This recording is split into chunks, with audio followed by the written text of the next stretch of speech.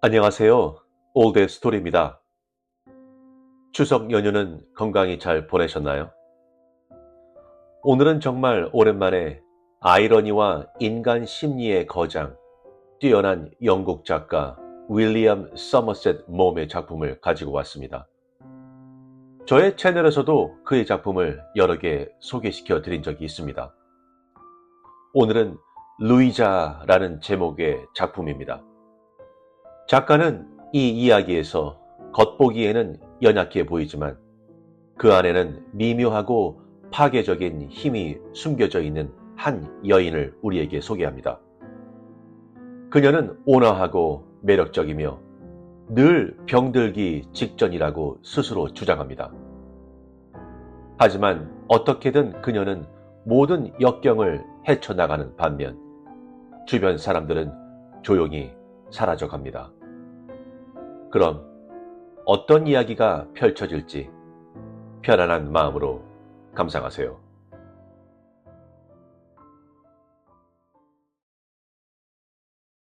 루이자, 윌리엄 서머셋 모음.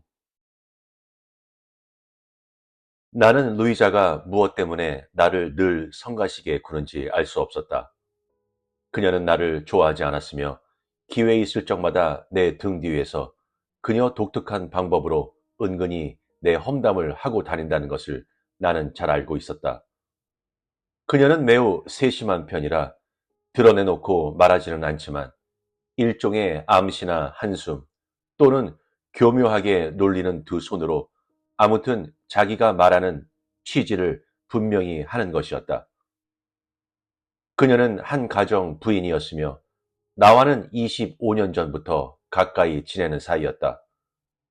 그러나 그녀는 이런 구면 같은 것은 염두에 두는 것 같지 않았다.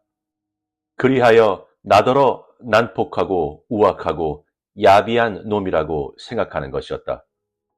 그러므로 나로서는 그녀가 무엇 때문에 좀 더 태도를 분명히 하여 나와 절교를 하지 않는지 알 수 없었다. 그녀는 오히려 나를 내버려 두지 않고 함께 점심을 먹자고 청하기도 하고 1년에 한두 번은 시골에 있는 자기 집에 가서 지내게 하는 것이다. 나는 마침내 그녀가 이렇게 대하는 동기를 찾아내었다. 그녀는 내가 자기를 신용하지 않는다고 생각하였던 것이다. 그리하여 만일 그것이 나를 못마땅하게 여기는 원인이라면 그것은 나와 친분을 계속해 보려는 이유도 되는 것이다. 내가 유난히 그녀를 우스운 여자로 간주하는 것은 그녀의 비위를 건드릴 만도 한 일이다. 그러므로 그녀로서는 내가 잘못을 깨닫고 실수를 인정하기 전에는 직성이 풀리지 않았던 것이다. 그녀는 아마도 내가 자기의 그러한 가면을 들여다본 것을 알아차린 모양이었다. 그럼에도 불구하고 내가 시치미를 떼고 있는 걸 보고 그녀는 나도 불원의 가면을 쓰게 되리라고 짐작하였던 모양이다. 나는 그녀를 위선자로 생각하지 않았다.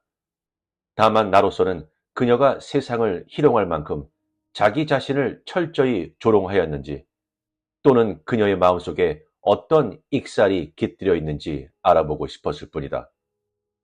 만일 그녀에게 그런 면이 있었다면 그녀가 나에게 끌린 것은 한 쌍의 악한이 각각 남몰래 비밀을 간직하고 있다는 생각에서 서로 끌리는 그런 종류의 것이었는지도 모를 일이다. 나는 루이자를 결혼하기 전부터 알고 있었다. 그녀는 그때 커다란 수줍은 눈을 가진 연약하고 섬세한 처녀였다. 그녀의 부모들은 그녀를 조심스럽게 다루었다. 어떤 병을 앓고 나서 아마도 홍역이었을 것이다. 그녀는 심장이 무척 약해졌으므로 언제나 건강을 걱정해 왔었다. 그 무렵에 톰 메이틀랜드가 그녀에게 구원을 하자 양친들은 당황하지 않을 수 없었다. 그들은 딸이 몸이 약하여 결혼 생활을 감당해 나가지 못하리라고 생각하였던 것이다. 그러나 그들의 생활은 별로 넉넉하지 못한 반면에 톰 메이들랜드는 부자였다. 그는 루이자를 위해서라면 무엇이든지 아끼지 않겠다고 약속하였다.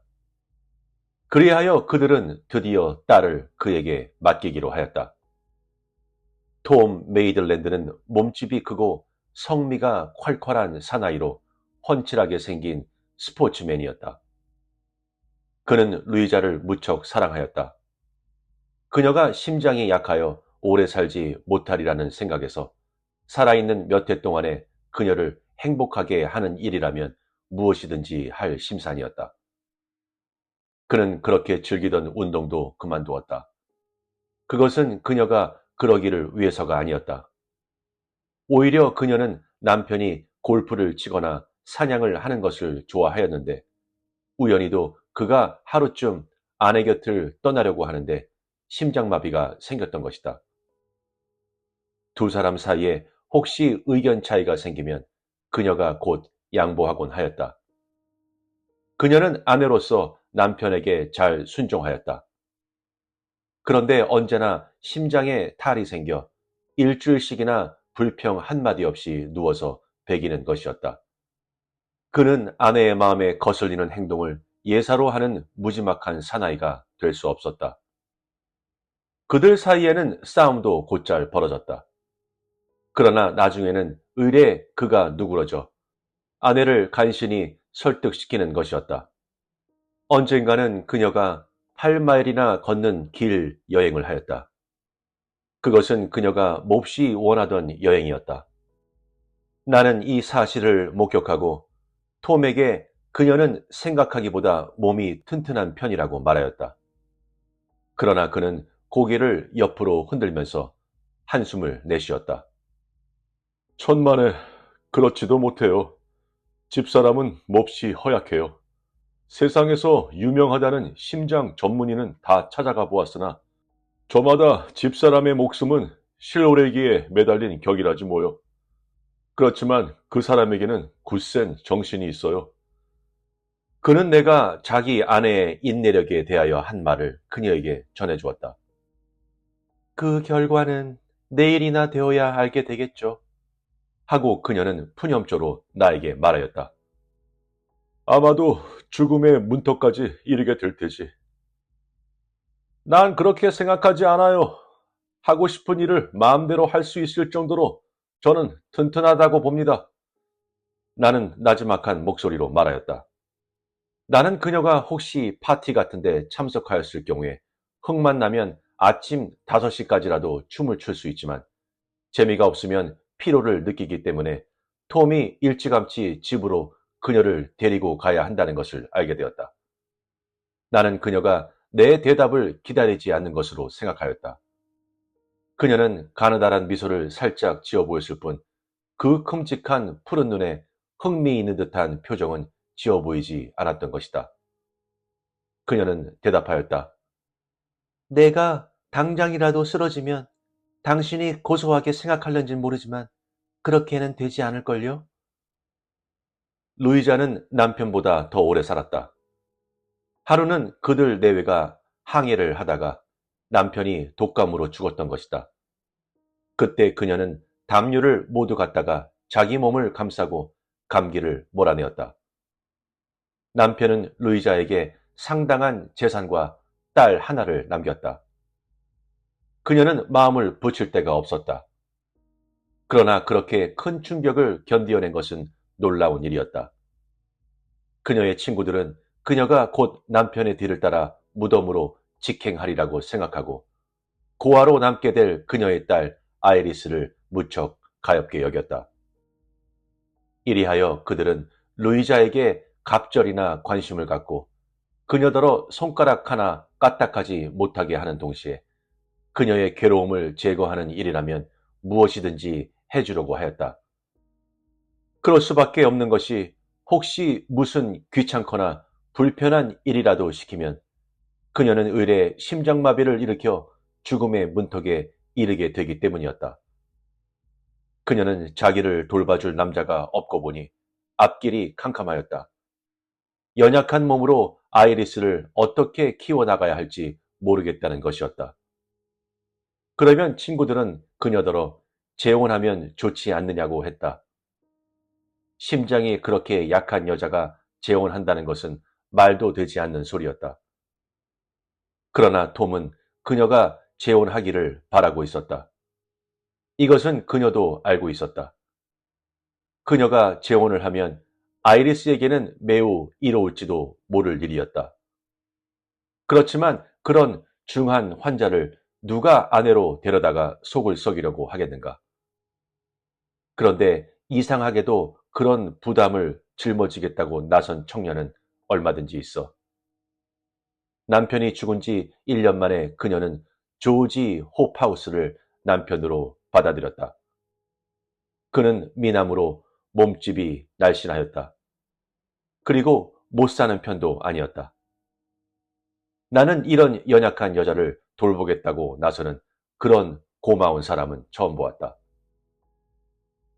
나야 어차피 오래 살지 못할 테니까 괴로움을 끼쳐드리는 것도 그리 오래지는 않을 거예요.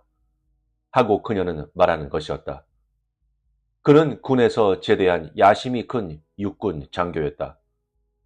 루이자의 건강을 위해 그해 겨울은 몬테칼로에서 나고 다음 여름은 두빌에서 보내야만 하였기 때문이었다. 그는 막상 군대 생활을 떠나려고 생각하니 좀 주저하지 않을 수 없었다. 루이자는 처음에 그가 제대하는데 찬성하지 않았으나 언제나 그랬듯이 결국 그녀가 지고 말았던 것이다. 그는 아내의 여생을 되도록 행복하게 해줄 마련이 되어 있었다. 이제 얼마 남지도 않았어요. 귀찮게 굴지 않도록 노력하겠어요. 하고 그녀는 말하였다. 그 후 루이자는 2, 3년 동안 심장병에도 불구하고 화려하게 차려입고 혼자서 파티에 참석하는가 하면 도박도 즐기고 때로는 키가 늘씬한 젊은 청년들과 어울려 춤도 추고 바람도 피웠다. 조지 호파우스는 첫 번째 남편만큼 열성적이 못되어 그녀의 둘째 남편 구실을 하기 위해 가끔 독한 술의 힘을 빌어야 하였다. 이 주벽이 차츰 심해지자 루이자도 못마땅하게 생각하게 되었다. 그런데 마침 전쟁이 일어나 그는 다시 군에 들어가 석 달 후에 전사하였다. 루이자는 큰 충격을 받았다. 그러나 그녀는 이 비상시에 자기 개인의 슬픔에만 잠겨 있어서는 안 되겠다는 생각이 들었다. 혹시 심장병이 재발하였는지 몰라도 그런 이야기를 들은 사람은 없었다.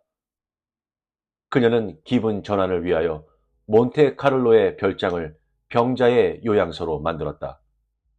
친구들은 그녀가 이 요양소 일 때문에 오는 과로를 감당해내기가 어려울 것이라고 말하였다. 내가 얼마 못 살 것은 잘 알고 있어. 그렇지만 그것과 이것은 상관없는 일이야. 나도 세상에 적당히 봉사를 해야 하잖아? 그녀는 죽지 않고 삶을 즐겼다. 프랑스에는 그보다 더 훌륭한 요양소를 찾아볼 수 없었다. 나는 파리에서 우연히 그녀를 만났다. 키가 후리후리하고 미남인 프랑스 청년과 리츠 요정에서 점심을 먹고 있었다. 그녀는 나더러 요양소의 일 때문에 그곳에 왔노라고 하였다.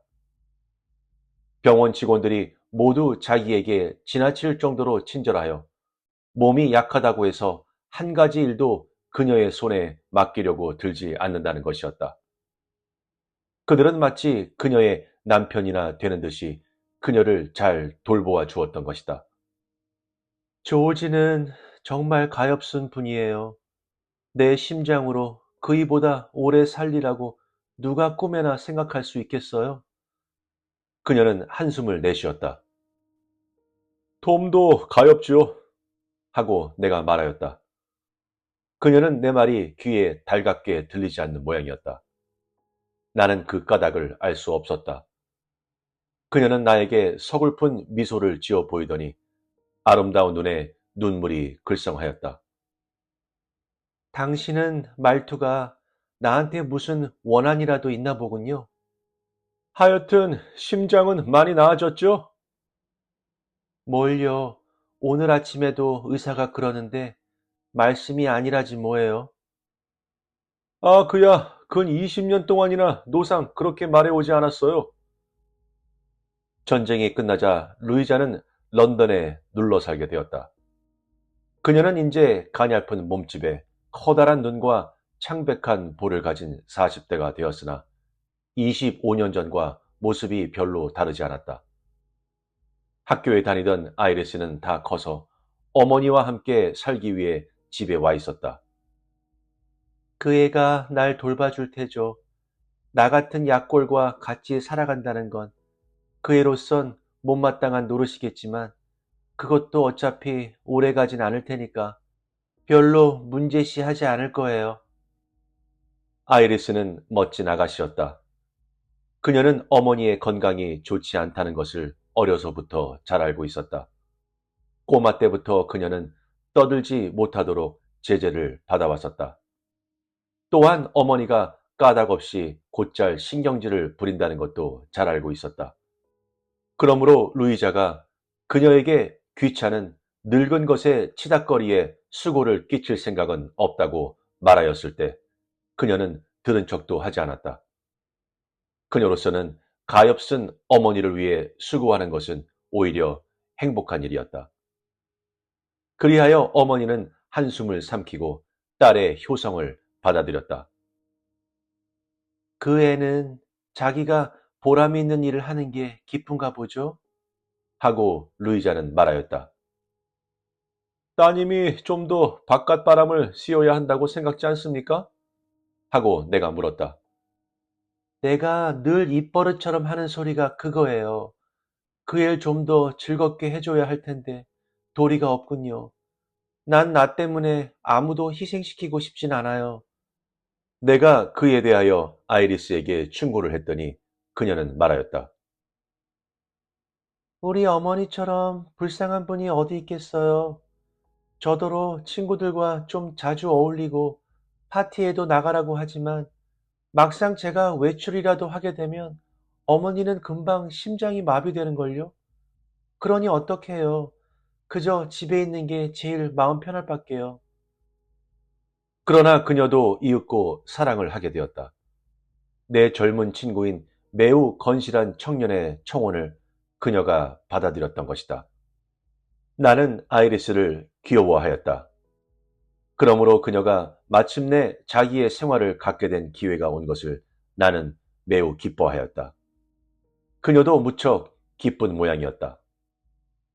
그런데 어느 날 그 청년이 수심에 찬 얼굴을 하고 날 찾아와서 하는 말이 자기의 결혼이 무한정 연기되었노라고 하였다. 아이리스가 가엾은 어머니를 아무래도 그냥 팽개쳐 둘 수 없다고 말한 것이다. 이 문제에 대하여 물론 내가 관여할 성질의 것이 아니었지만 나는 루이자를 찾아보기로 하였다. 그녀는 티타임이면 을의 친구들이 찾아주기를 기다렸으며 인제 나이도 지긋하므로 화가나 작가들과 어울리기 시작하였다. 듣자 하니 아이리스가 결혼을 하지 않을 심산인가 보더군요.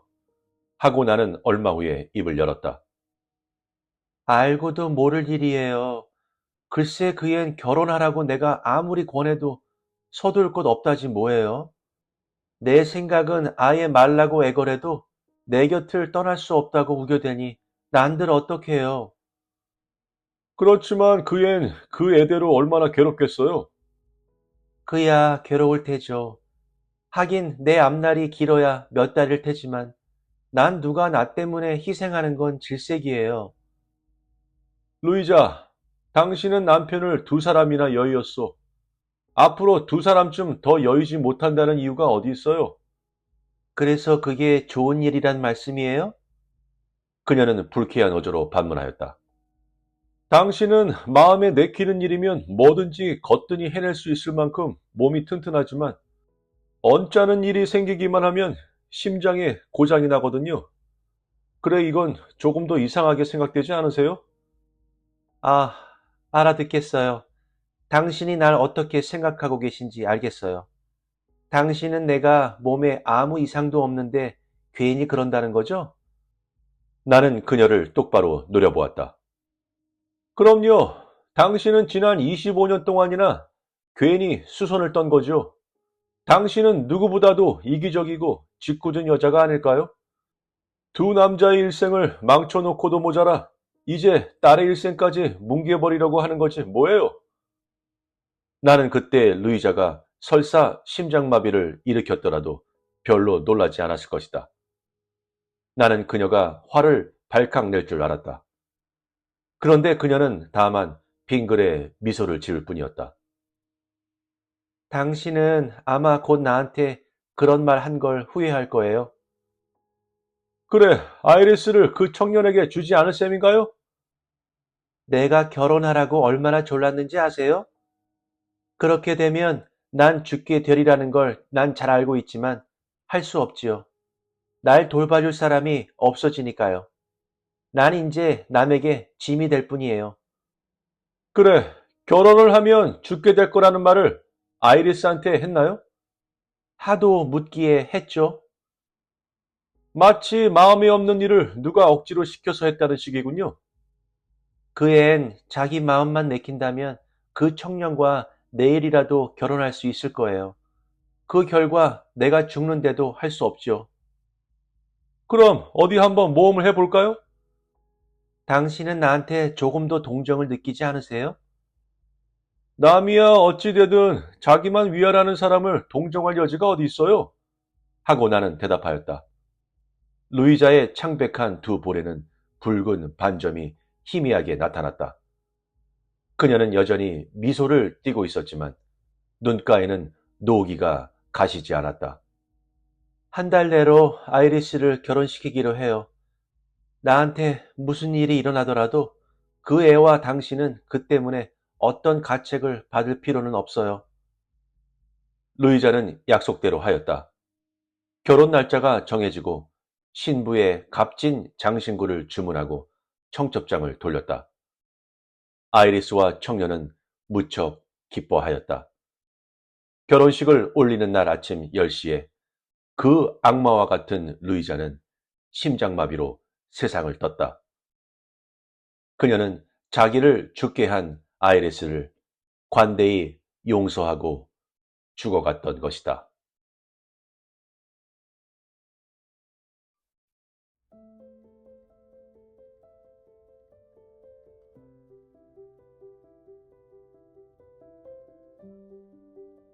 어떠셨나요? 한 여성이 평생 동안 보여준 연약함에 대한 기만적인 이야기였습니다. 작가의 날카로운 아이러니를 통해 우리는 루이자가 어떻게 약함을 강함으로 동정심을 통제력으로 바꾸는지 보게 됩니다. 그녀는 절대 목소리를 높이거나 요구하거나 위협하지 않습니다.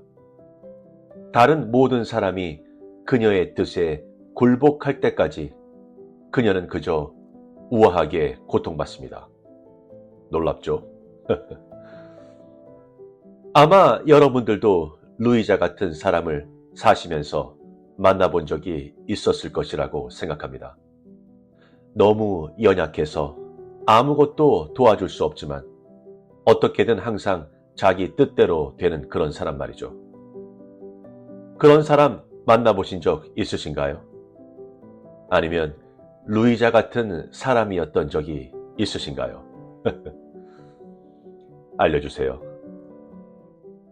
구독과 좋아요는 영상 제작에 많은 힘이 됩니다.